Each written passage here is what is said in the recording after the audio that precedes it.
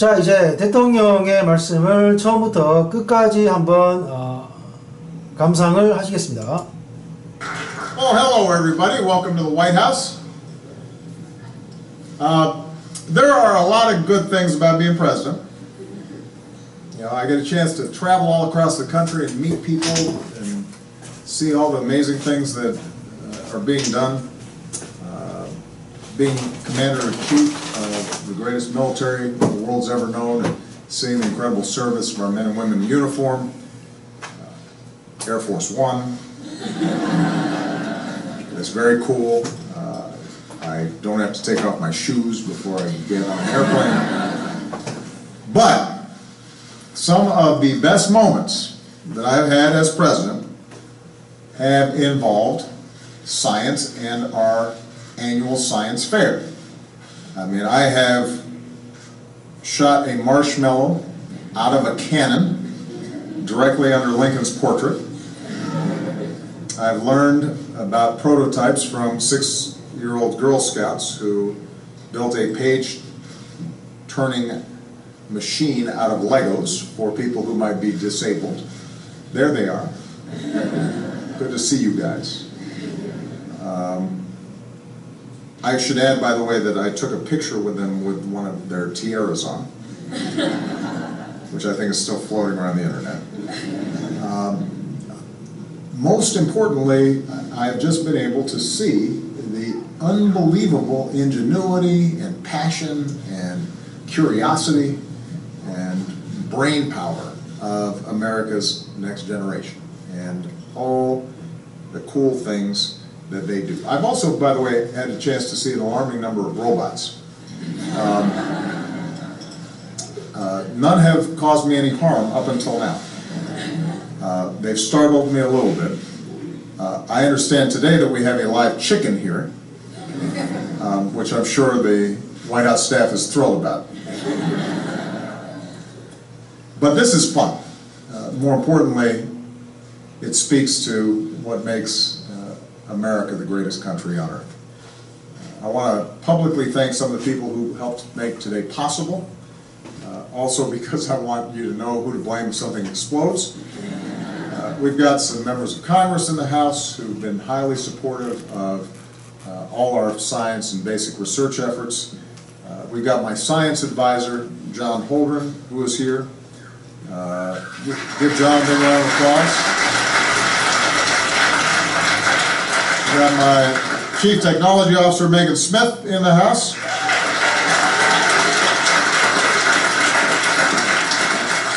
We have some guests who are really helping to lift up the importance of science, like this is not a typical combination, supermodel and supercoder. Carly Kloss is here. We've got actress and science enthusiast Yara Shahidi. There she is. Good to see you.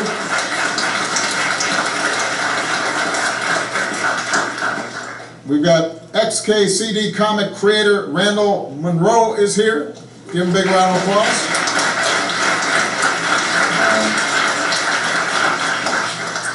We're joined by some of the past participants of our science fairs, including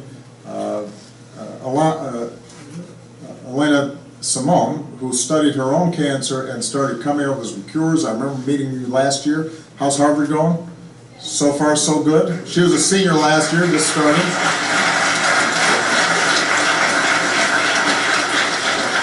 So this is an eclectic and diverse bunch. But what they all share is this love of science and love of technology and a belief that our youngest innovators can change the world. And there's nothing that makes me more hopeful about the future than seeing young people like the ones who are here. And they come from all over the country. They come in all shapes and sizes. All of you are showing the rest of us that it's never too early in life to make a difference. You teach us about the power of reason and logic and trying things and figuring out whether they work, and if they don't, learning from that and trying something new. You remind us that together, through science, we can tackle some of the biggest challenges that we face.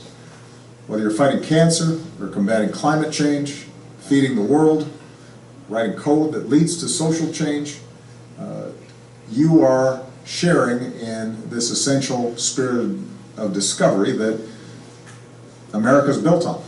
John Holdren helpfully reminded me that today happens to be the 273rd birthday of Thomas Jefferson. And Thomas Jefferson was obviously a pretty good writer. The Declaration of Independence turned out pretty well. He was a great political thinker and a great president, but he was also a scientist. And that was true of most of our founders. They were children of the Enlightenment. They had come of age when all the old dogmas were being challenged, and they had this incredible faith, this belief in the human mind and our ability to figure stuff out. And whether it is Benjamin Franklin or Thomas Jefferson or all the others who were involved in the founding of our country, one of the essential elements that is embedded in our Constitution and the design of this democracy is this belief that the power of the human brain, when applied to the world around us, can do amazing, remarkable things. And it also requires, as we're seeing from these outstanding teams, not just constant inquiry, but also strong teamwork and dogged perseverance. And by following the trail of your curiosity wherever it takes you, you are continually adding to this body of knowledge that helps make us a more secure, more prosperous, and more hopeful society. Science has always been the hallmark of American progress. It's the key to our economic success. I can't think of a more exciting time for American science than right now, because we are busy reigniting that spirit of innovation to meet so many challenges.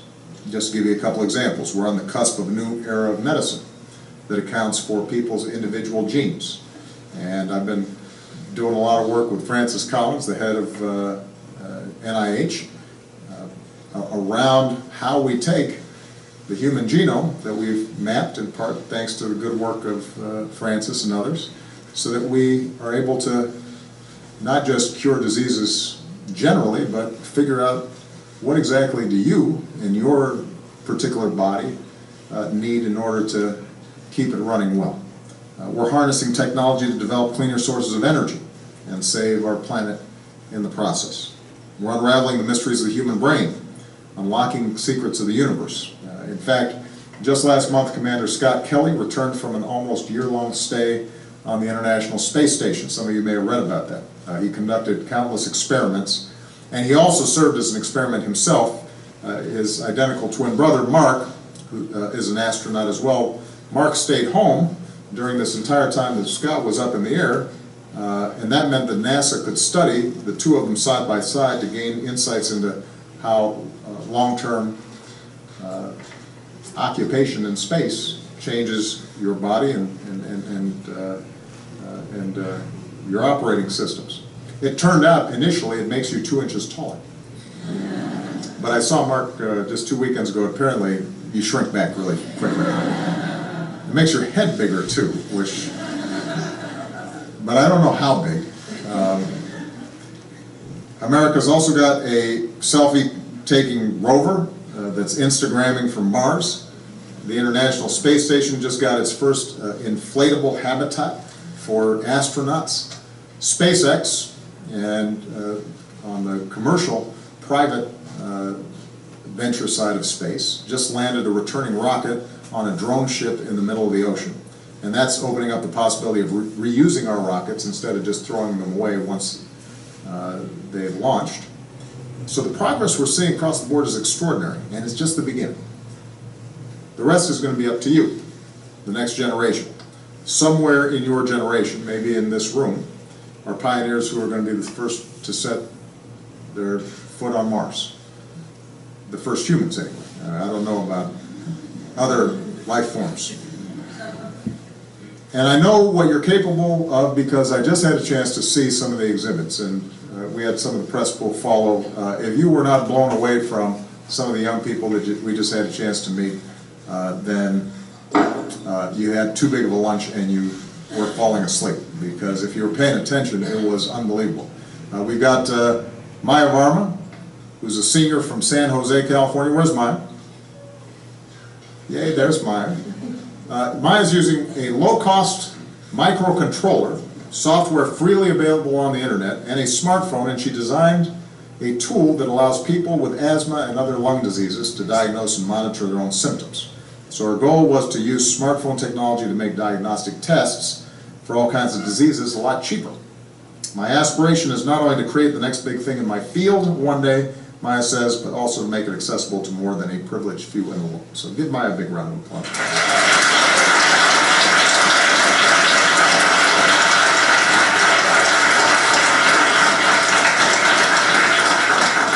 I do have to say, this is just an aside, the only problem with the science fair is it makes me feel a little inadequate. Because I think back to my high school, and first of all, I didn't have a field. Maya talked about her field. My field, I don't know exactly what my field of study was at that time, but it wasn't that. We also have 9-year-old Jacob Leggett from Baltimore. Where's Jacob? There you go, in the bow tie.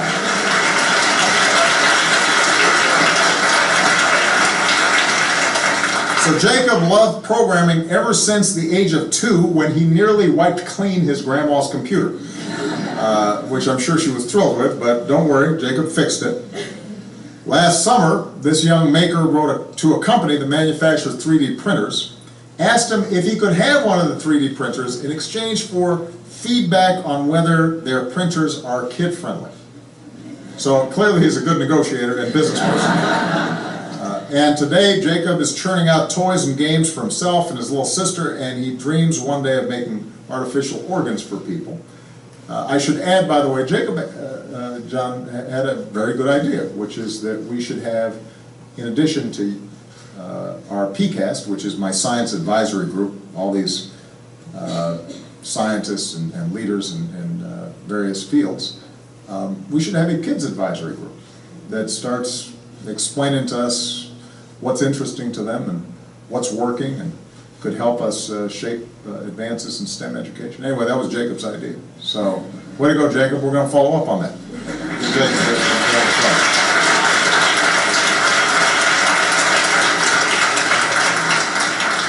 We have 16-year-old Anirudh Ganeshan. Where's Anirudh? There he is, right there. So,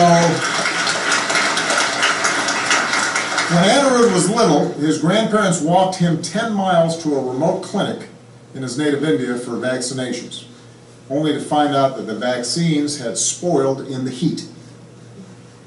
Though he eventually got the shots that he needed, he thought, well, this is a problem, and wanted to prevent other children from facing the same risk. So he developed what he calls the Vaxwagon, and it's a refrigerator on wheels that transports vaccines to remote destinations. That's the kind of innovation and compassion that we're seeing from so many of these young people. So give Anirudh a big round of applause.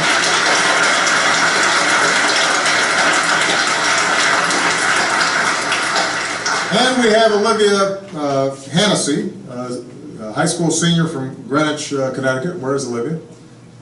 There she is. Hi, Olivia. And now, think about this. So Olivia swept the Google Science Fair. She read about the Ebola epidemic in the news. She decides, I want to make a faster, less expensive test for the disease. As opposed to a lot of adults who were just thinking, how do I avoid getting Ebola? She decides, well, I'm going to fix this. So she wants a faster, less expensive test. An old test cost $1,000, took up to 12 hours to conduct. Using silk as a base instead, Olivia made the test cost $5 without requiring refrigeration, with results that are available in under 30 minutes. How about What were you doing in high school? Give Olivia a big round of applause.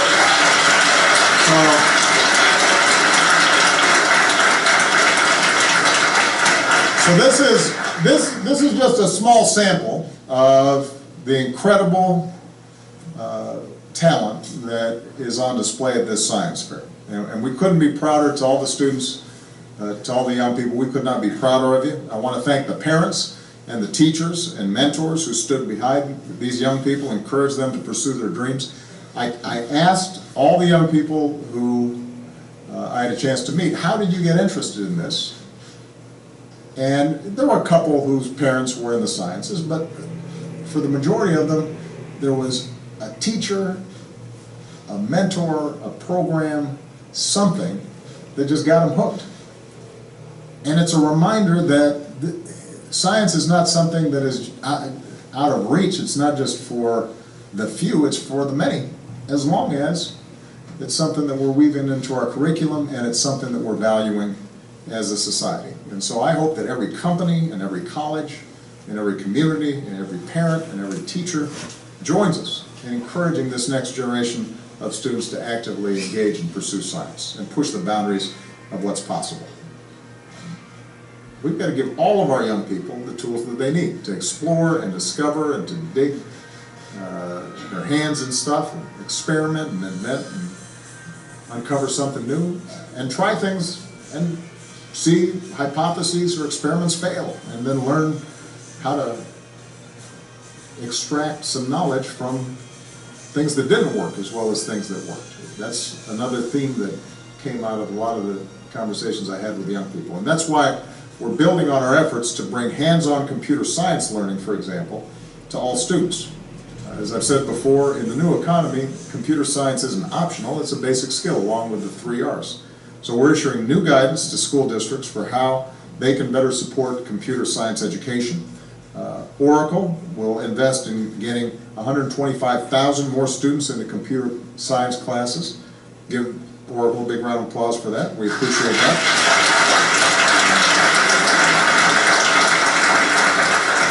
We've got more than 500 schools that are committing to expand access to computer science, and this is just a sample of the things that we've been putting together over the last several years to try to expand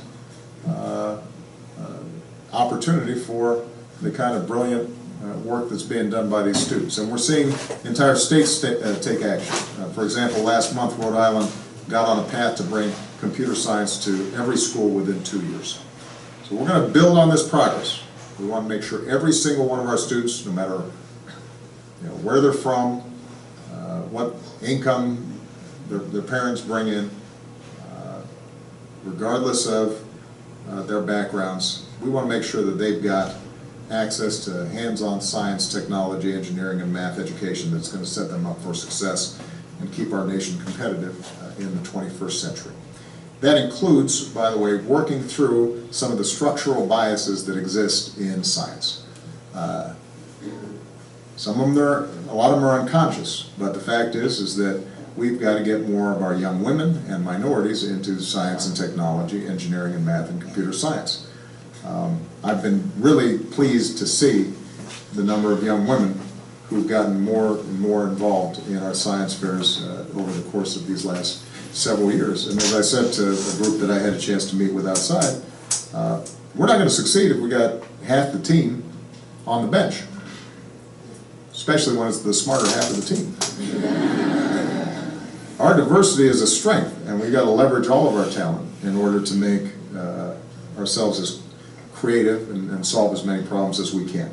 And one of the things I find so inspiring about these young thinkers and makers is that they look at all these seemingly intractable problems as something that we can solve. There's a confidence when you are pursuing science. They don't consider age a barrier. They don't think, well, that's just the way things are. They're not afraid to try things and ask tough questions. And above all, what we've seen today is that they feel an obligation to use their gifts to do something not just for themselves, but for other people as well. Olivia said after she was working on this Ebola diagnostic tool. My generation's been raised with an awareness that we're part of a global community. It's everybody's responsibility to take a proactive approach and think of solutions. She is right. I want you to call up Congress and tell them your thinking on that. That was just a joke. Maybe not. But it's all up to us to work together with our youngest talent leading the way. You know, a century ago, Albert Einstein predicted the existence of gravitational waves. This year, a team of scientists finally proved him right. This was very cool, by the way. I don't know, those of you guys who had a chance to read about this. The way they measured it was the building got a little longer. The building from which they were measuring this gravitational wave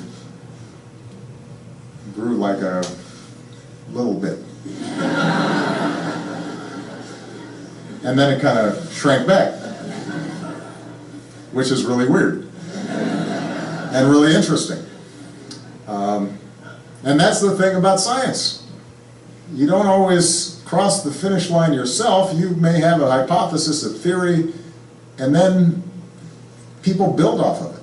And it's like you're running a race and you're passing a baton.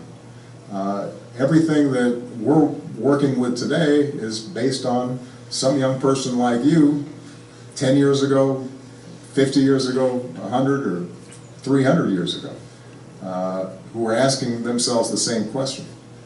And while even Einstein didn't see all the fruits of his labor, because he went as far as his curiosity and hard work would take him, generations of scientists continue to build on his progress. So that's what we're going to need from all of you. We are counting on all of you to help build a brighter future, and for you to use your talents to help your communities and your country and the world. We will be with you every step of the way, and I will be keenly following your progress, so that when you invent some cancer cure or find some new source of cheap, clean energy, I will take some of the credit. I'll say, if it hadn't been for the White House Science Fair, who knows what might have happened. Even though it won't really be my credit to take. So I'm just teasing, guys. Thank you very much, everybody. Proud of you. Good job.